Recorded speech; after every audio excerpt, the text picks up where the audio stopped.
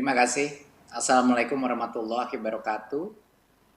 Terima kasih untuk kesempatan untuk bisa memaparkan sosialisasi kebijakan bantuan operasional sekolah dan dana alokasi khusus fisik tahun 2021.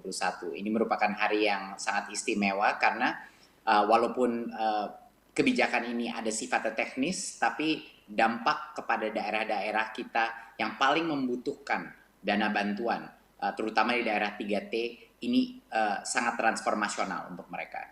Jadi ini hari yang sangat mengembirakan bahwa kita bisa menjunjung tinggi keadilan sosial bagi seluruh rakyat Indonesia dengan suatu kebijakan anggaran yang afirmatif, yang benar-benar mengikuti kebutuhan daripada daerah-daerah yang lebih membutuhkan. Jadi itu merupakan suatu kebijakan, perubahan kebijakan yang sangat penting menurut saya hari ini.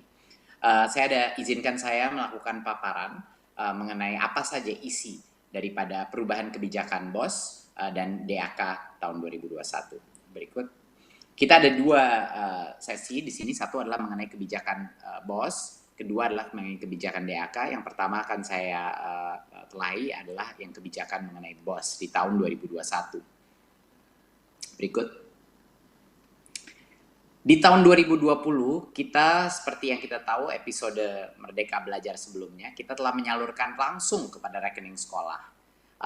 Dan ini merupakan suatu reformasi ya penganggaran dana BOS kita yang luar biasa positif dampaknya kepada para sekolah-sekolah dan Pemda kita. Kita berhasil mengurangi keterlambatan pengiriman dana BOS sebesar 32%. Atau dalam ukuran waktu itu sekitar 3 minggu lebih cepat. Rata-rata 3 minggu lebih cepat dibandingkan dengan tahun 2019. Ini dampaknya luar biasa. Banyak sekali orang tua yang dulu diminta untuk ditalangi dulu biaya operasional sekolah. Sementara karena proses administratif yang menimbulkan ketundaan, penundaan daripada penerimaan dana BOS, ini udah tidak terjadi lagi.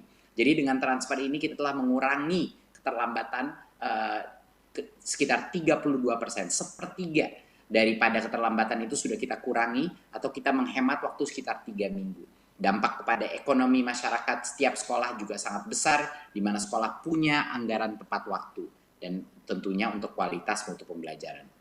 Dan kami pun mensurvei semua kepala sekolah, banyak sekali kepala sekolah, dan kami juga mensurvei kepala dinas dan representatif Pemda, dinas pendidikan di provinsi dan di kabupaten.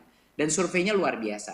Dalam survei ini 85,5% responden sekolah dan 96% daripada responden pemerintah daerah memandang penyaluran BOS langsung ke rekening sekolah ini sangat memudahkan atau sangat memudahkan. Seperti yang lihat tuh, yang biru tua itu memudahkan, yang biru muda itu sangat memudahkan.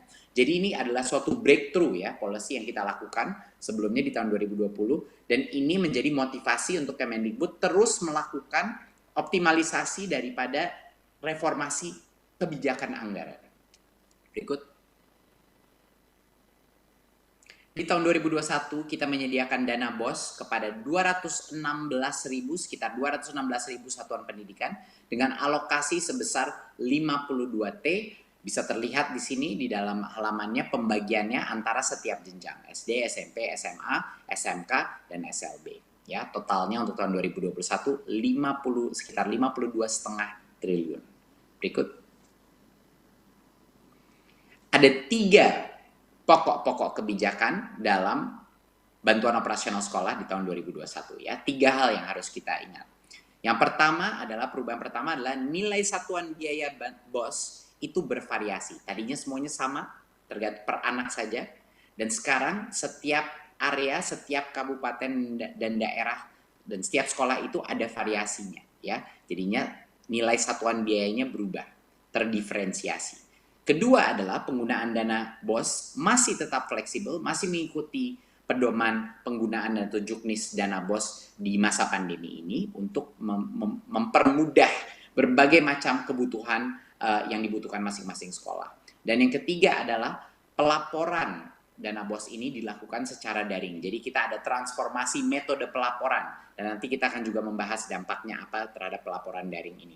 Ya, jadi 3 pokok kebijakan. Satu adalah unit per anaknya itu bukan seragam, tapi terdiferensiasi, ya.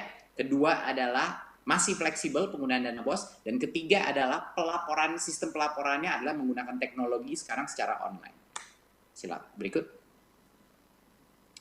Jadi yang pertama dan yang terbesar dan berita terbaik bagi banyak sekali daerah-daerah, terutama daerah-daerah terluar tertinggal di Indonesia, adalah satuan biaya BOS tidak lagi seragam. Satuan biaya BOS itu ada variasinya, ya, ada rentang nilai satuan biaya peserta didik, ya. Jadinya contohnya yang sebelumnya SD semuanya dipukul rata di 900.000 per anak, sekarang di SD ada sekitar dari 900.000 bisa sampai dengan 1,9 juta, ya. Dan ini adalah tergantung dari beberapa faktor lainnya, ya. Jadinya sekarang ada diferensiasi yang lebih afirmatif. Berikut. Diferensiasi ini menimbulkan beberapa contoh yang bisa kita tunjukkan. Diferensiasi ini ditentukan berdasarkan daerahnya itu susah tercapai, indeks kemahalannya seperti apa. Sekarang bayangkan, sebelumnya kita tidak mengambil faktor bahwa untuk membangun sesuatu di daerah tertentu bisa saja 1,5 kali lebih mahal daripada daerah lainnya, gitu. Dan kita tidak mengikuti faktor-faktor ini. Jadi sehingga sekolah-sekolah yang kecil, sekolah-sekolah di daerah yang lebih terluar dan tertinggal, itu mereka yang paling dirugikan, ya, karena kebutuhan mereka lebih banyak, ya, kebutuhan dari finansial, karena semua barang di situ lebih mahal, biaya distribusi atau biaya logistik untuk sampai ke daerah-daerah itu lebih tinggi, tapi tidak ada konsiderasi dari sisi kebijakan. Itulah yang kita benarkan. Ini kita mengambil contoh, salah satu contoh kita di NTT, di mana NTT di tahun 2000 di Kabupaten Timur Tengah Selatan NTT di tahun 2021 akan mengalami perubahan cukup signifikan, sekitar 5-6% lebih besar alokasi dana BOS-nya di beberapa SD, SMP, dan SMKN-nya, karena sekarang kita sudah memfaktorkan indeks kemahalan masing-masing area. Contoh kedua, kita melihat di Kepulauan Aru, Maluku, yang lebih jauh lagi, yang biaya distribusi atau logistik lebih mahal lagi. Biaya konstruksi pun, karena bahan dasar juga lebih mahal di situ, di daerah kepulauan. Dan ini peningkatannya dramatis. Peningkatan dana BOS mereka mencapai sekitar 40 sampai dengan 50% di daerah-daerah kepulauan di Maluku, ya, untuk dana BOS mereka. Jadi ini kabar sangat gembira untuk teman-teman kita, terutama di tempat-tempat kepulauan di daerah Maluku dan di timur Indonesia. Kita ambil contoh terakhir di Papua, di Kabupaten Intan Jaya, Papua, di mana biaya logistik, biaya supply barang-barang dasar itu paling tinggi, di mana banyak sekali kesulitan karena baik juga itu memang daerah kepulauan, tapi juga berbagai macam isu dari sisi kejauhan daripada sentra-sentra pusat. Ini di daerah Papua kenaikan dana BOS di 2021 itu mencapai sampai dengan di atas 100%. Untuk misalnya SD YPPK Sanepa itu sampai 117%. SMP Negeri 1 Sugapa naik 125%, dan SMA 1 Sugapa naik sampai 131%. Jadi ini benar-benar perubahan cara kita mengalokasikan BOS yang jauh lebih adil. Biar teman-teman kita di Papua, di Maluku, di NTT itu bisa meningkatkan kualitas pembelajaran mereka dengan mengkonsiderasi berbagai macam faktor dan indeks kemahalan di daerah-daerah mereka tersendiri. Jadi inilah yang kita maksudkan dengan menjunjung tinggi keadilan sosial bagi seluruh rakyat Indonesia. Kebijakan penganggaran pun harus mengikuti azas Pancasila tersebut. Berikut. Dan tentunya penggunaan dana BOS masih fleksibel sesuai dengan kebutuhan sekolah. Beberapa penggunaan daripada dana BOS ini adalah yang terpenting apalagi di masa pandemi ini. Pertama adalah kita masih memberikan fleksibilitas pembayaran honor kepada guru-guru honorer. Di masa ini masih diberikan fleksibilitas, ya. Dan honor dapat diberikan kepada tenaga pendidikan apabila dana masih tersedia. Jadi kita berikan fleksibilitas bagi kepala sekolah, diskresi bagi kepala sekolah untuk memberikan honor kepada guru-guru yang paling layak menerima.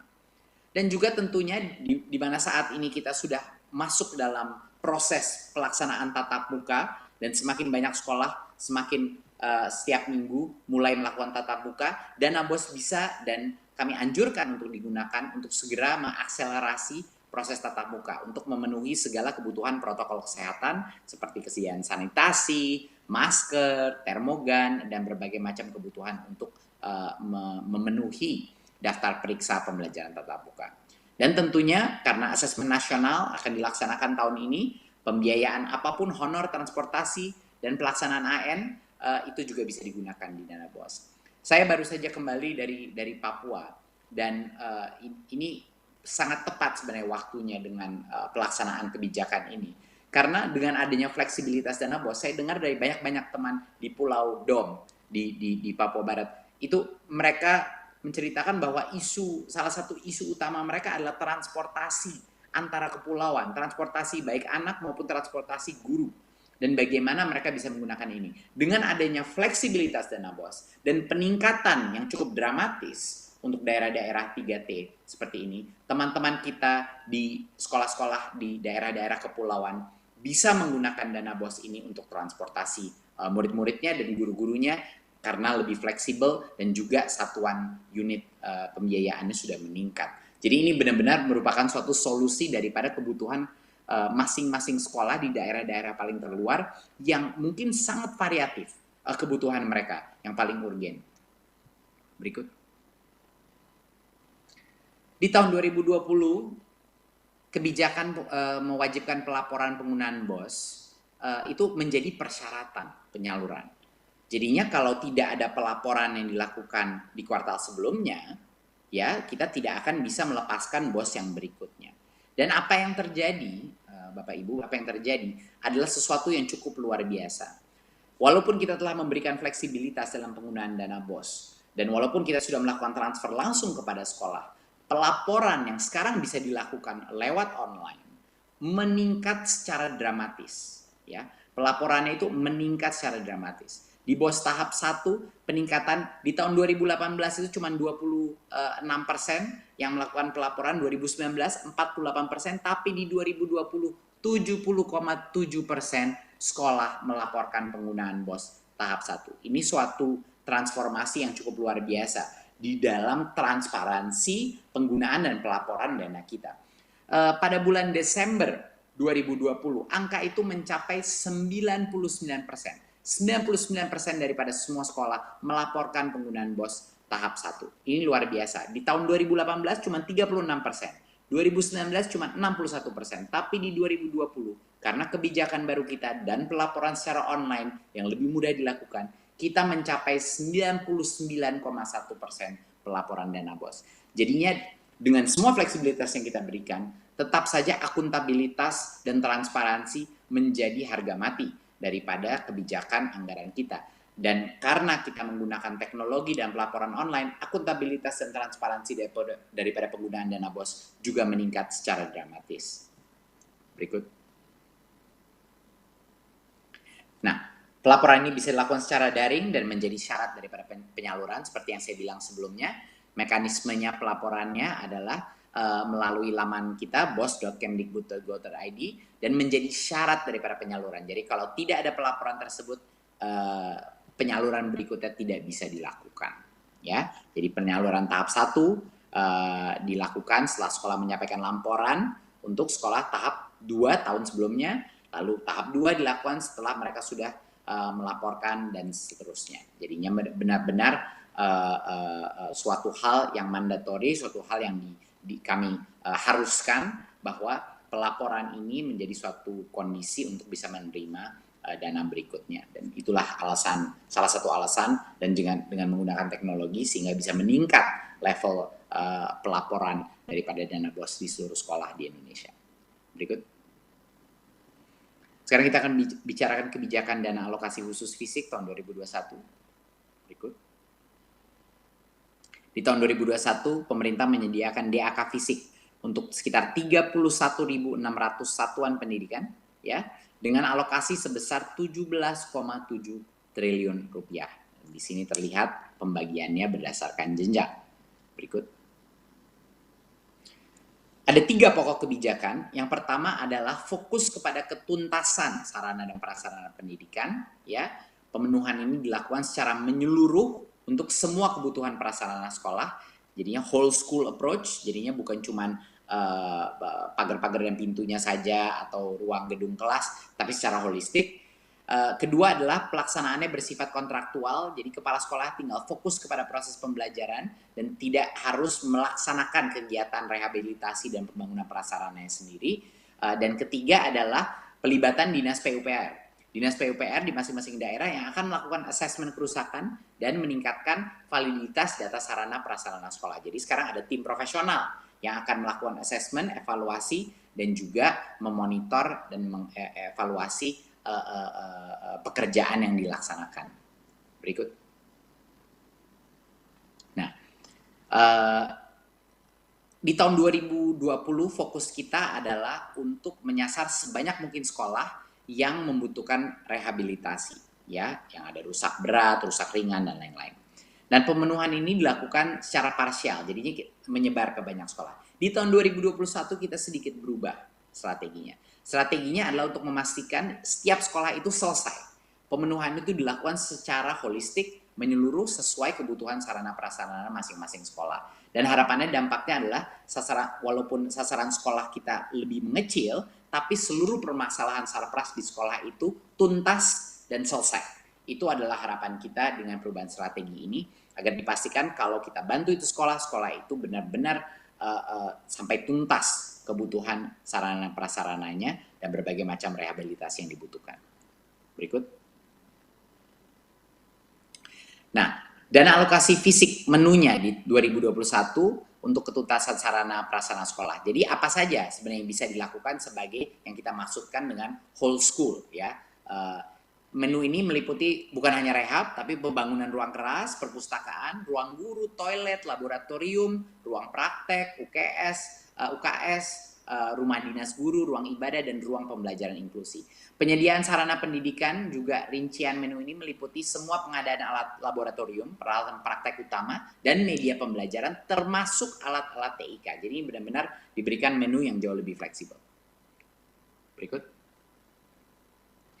Pengadaan secara kontraktual ini kita banyak sekali mendengar komplain-komplain dari beberapa, waktu saya mengunjungi berbagai macam kepala sekolah, banyak yang mengkomplain bahwa sistem swakelola ini benar-benar membebankan kepala sekolah.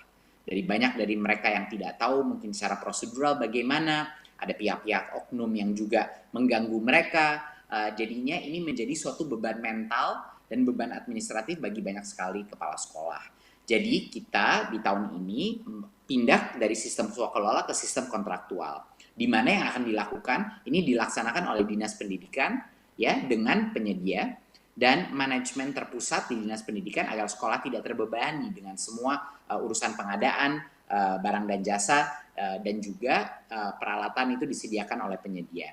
Jadi dalam pelaksanaan dibutuhkan peralatan khusus kontraktor bisa mendatangkan dari daerah lain. Dan dari sisi waktu ini ada jaminan ketepatan penyelesaian. Jadi paling tidak ada faktor waktu dan suatu komitmen dari pemerintah daerah, dari Dinas Pendidikan kapan bisa diselesaikan, dan harapannya hasilnya kualitas bangunan juga lebih baik dan juga efisiensi juga lebih baik. Berikut. Kita juga akan melibatkan Dinas PUPR untuk meningkatkan validitas data sarana prasarana sekolah. Ini artinya dari sisi penilaian kerusakan, validitas data, dan juga efisiensi, pihak Dinas PUPR daerah akan melakukan monitoring dan evaluasi agar dana ini digunakan tepat sasaran dengan efisiensi yang baik. Berikut. Jadi untuk menyimpulkan kebijakan ini, yang pertama dan tentunya yang suatu kabar yang sangat gembira bagi banyak sekali daerah-daerah terluar di Indonesia, terutama di luar beberapa daerah di luar Jawa, nilai satuan biaya BOS sekarang bervariasi sesuai karakteristik daerah dan sesuai dengan indeks kemahalan di masing-masing daerah. Tidak ada lagi diskriminasi terhadap daerah-daerah yang punya sekolah-sekolah kecil atau daerah-daerah yang indeks konstruksi atau indeks kemampuan membayarnya itu kemahalannya itu sangat tinggi. Dan yang kedua adalah penggunaan dana BOS ini masih fleksibel seperti di situasi pandemi seperti ini untuk segala macam kebutuhan sekolah, terutama untuk persiapan untuk tatap muka. Dan yang ketiga adalah untuk pelaporan penggunaan BOS ini dilakukan secara daring yang meringankan beban administratif dari masing-masing sekolah dan meningkatkan level transparansi yang sudah cukup luar biasa. Teman-teman kita di Maluku, di NTT, di Papua akan menerima alokasi BOS yang jauh lebih besar secara total dari yang sebelumnya. Dan ini merupakan kabar gembira dan menjunjung tinggi Pancasila, salah satu butir Pancasila, yaitu keadilan sosial bagi seluruh rakyat Indonesia. Dan itu yang harus kita junjung tinggi di seluruh Nusantara. Dan yang kedua adalah kebijakan mengenai DAK. Berikut. Ya, kebijakan DAK yang kita alokasikan 17,7 triliun. Fokusnya adalah ketuntasan sarana dan prasarana pendidikan untuk kebutuhan secara holistik yang dibutuhkan sekolah, jadinya agar tuntas masing-masing sekolah. Jadi jangan sampai kalau kita melakukan rehabilitasi atau peningkatan sarana prasarana tidak sampai tuntas. Kedua adalah pelaksanaan yang bersifat kontraktual untuk melepaskan beban ini daripada kepala sekolah, dan ini bisa kita beban itu sekarang ada di dinas pendidikan masing-masing Pemda. Dan ketiga adalah keterlibatan monitoring dan fungsi Monef daripada dinas PUPR yang akan melakukan assessment kerusakan, di mana setiap dinas PUPR punya profesional-profesional yang akan bisa memastikan anggaran kita itu tepat sasaran dengan efisiensi yang terbaik. Saya rasa itu dari saya mengenai kebijakan DAK dan kebijakan dana BOS di tahun 2021. Ini adalah upaya daripada Kemendikbud dan pemerintah pusat untuk memastikan bahwa reformasi kebijakan anggaran kita di dunia pendidikan terus meningkat dan terus menghasilkan mutu pembelajaran yang baik dan terus menghasilkan pemerataan akses dan keadilan sosial bagi masyarakat di negara kita. Terima kasih. Wassalamualaikum warahmatullahi wabarakatuh. Waalaikumsalam.